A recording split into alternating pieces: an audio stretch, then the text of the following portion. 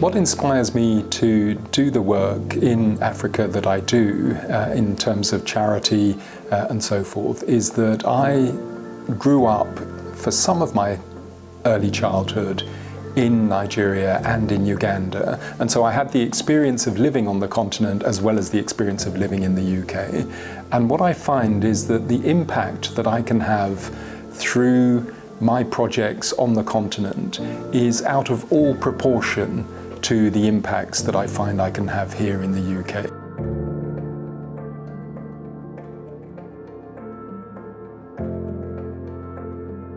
For me now, what I've embarked on as a diasporan who has come from humble beginning, succeeded a lot, is trying to encourage my fellow diasporans to repatriate some of their knowledge, what they've learned back home.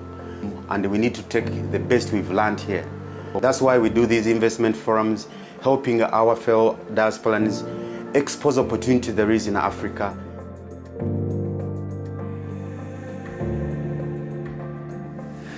The achievement that's been really precious to me is to see some of these exceptional young women from exceptionally difficult backgrounds come through and perform at a level that is as high as anywhere else in the world. So we've had young women achieve 3 A stars in the space of just 10 months, start to finish, and then get picked up by a university on a full 4-year scholarship and go off to somewhere to have their impact in another part of the world or another part of the continent. That's why I do what I do. When I see companies like Word Remit, and I see it succeeding, and when Word Remit, when at its initial stages, I was the one who was given the marketing contract. And this also makes me happy that the founder of Word Remit, Mr. Ishmael, interested an African with millions and millions of marketing budget. And we grew this Word Remit together.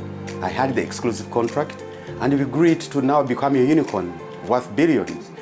Things like this also makes me happy that big company can reach out to us, knowing, oh, we can add a value.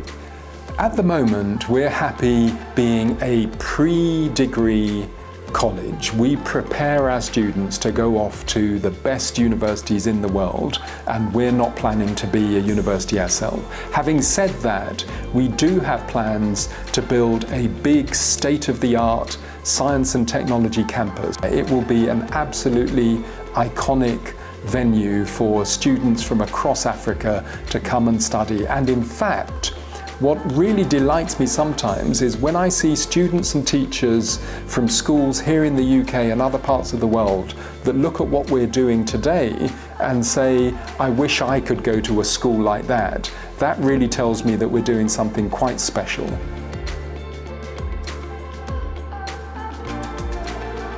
But one of the things for me as a community activist that makes me really, really happy is seeing my fellow diasporan going back home and succeed.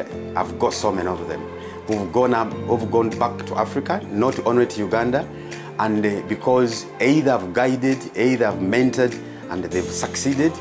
Myself, I've set up quite a very successful real estate company in Africa. When I think about diaspora activism on the continent, I think about 3 things. I think about teamwork, I think about talent, I think about technology.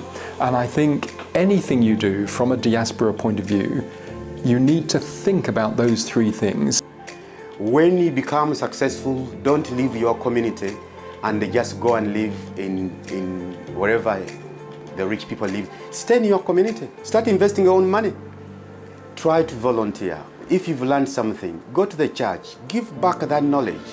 So volunteering, what we are doing with the Africans is also stop the culture of donation aid within our community. Start looking for money from councils. Start investing your own money.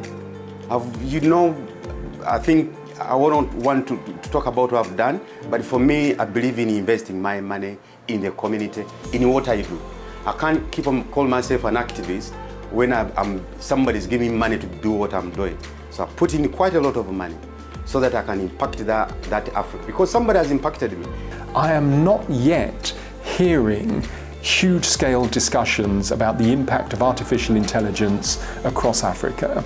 And the danger is that if we don't have those conversations and think about what the impact is going to be and fully engage in them, then we'll spend the next 30 years playing catch-up again. So it's really important that anything we do, technology, and in particular this new wave of technologies around AI and robotics and so forth, we are considering the implications of those. And we in the diaspora that are immersed in that wave of technology are in an ideal position to bring that thinking and share it through teamwork and through the talent that there is on the continent.